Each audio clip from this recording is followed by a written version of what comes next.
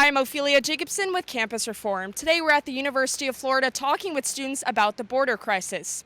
Who do these students blame for the surge of migrants on our southern border? Plus, how do they feel about Biden making all of these promises to illegal immigrants, such as free health care? Do they think that there should be a cap on the number of people we're letting into this country?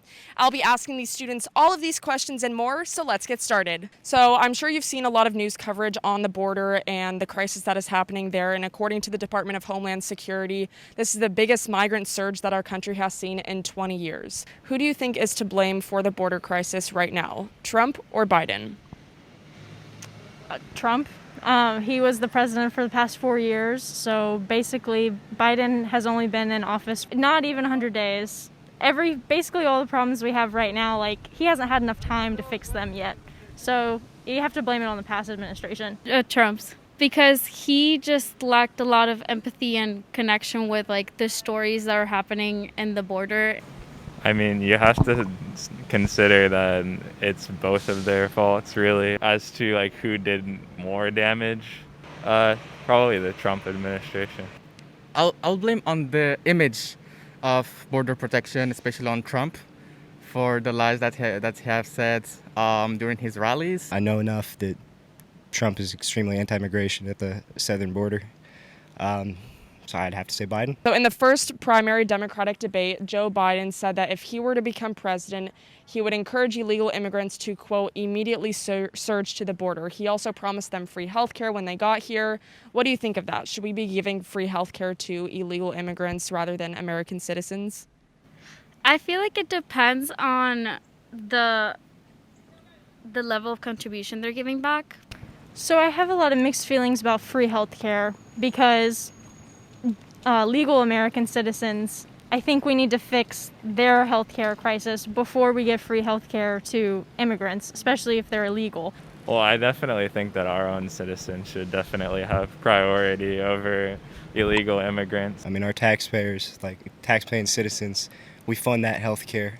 So I think U.S. citizens deserve that health care, and we shouldn't be giving it to illegal immigrants and illegitimate citizens. I don't know necessarily about before, but I think everyone living in this country, especially as a citizen, has a right to affordable, accessible health care. I don't know if you watched his first press conference, but Joe Biden was asked a lot of questions about the border crisis, but he never really specified how many people he was willing to let in or how many people he would actually send back once they got to the border. In your mind, do you think there is a cap of how many people we should let into this country? And if so, what would that number be? Well, I personally wouldn't be able to give you a specific number, but it definitely has to cater with the level of budget that we have in the U.S. I feel like there does have to be a cap. I don't personally know what it should be. I don't really feel comfortable throwing out a number. If they're coming in illegally, then I would say a certain number.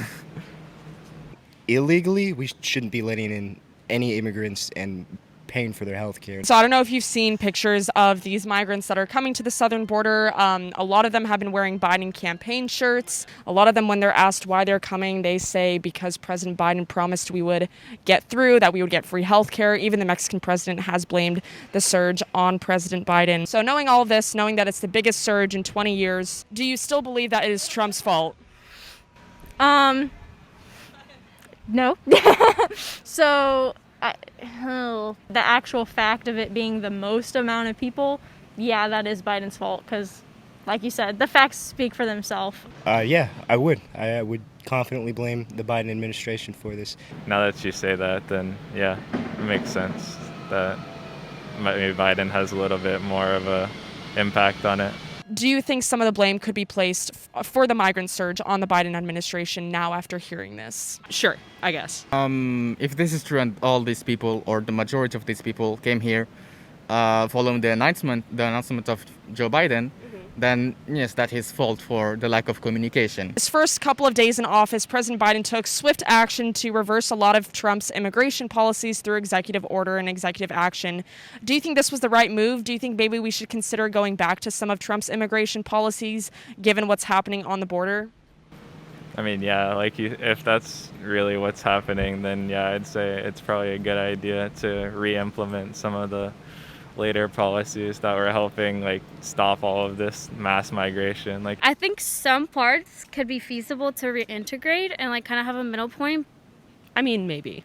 Yeah. Yes, I think that Biden was super quick, and he's had all these ideas in his head, and he had his, his cabinet members. We had all these ideas. I think he needs to slow down a little bit.